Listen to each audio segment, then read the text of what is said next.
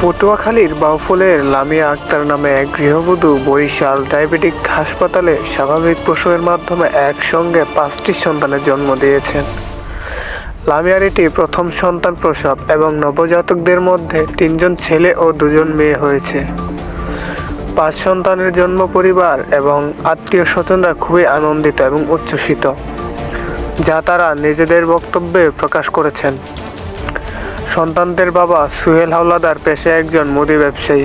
একসঙ্গে 5টি সন্তানের চিকিৎসা, শিশু খাদ্য ও একসঙ্গে 5টি সন্তানের নিত্য প্রয়োজনীয় ব্যয় সামলাতে গিয়ে পরিবারটি হিমশিম খাচ্ছে।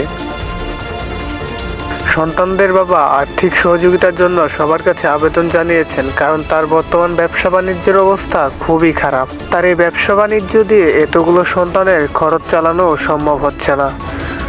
সদ্য জন্ম নেওয়া 5 সন্তানের সার্বিক সহযোগিতার আশ্বাস দিয়েছেন উপজেলা প্রশাসন ও সমাজসেবা অধিদপ্তরের কর্মকর্তারা। উপজেলা নির্বাহী কর্মকর্তারা জানান, যদি কোনো সহযোগিতা প্রয়োজন হয় তারা সেই হাত বাড়িয়ে দেবেন। সমাজসেবা দপ্তর থেকে আর্থিক সাহায্য আশ্বাস দেওয়া হয়েছে যদি যথাযথ মাধ্যমে আবেদন করা হয়।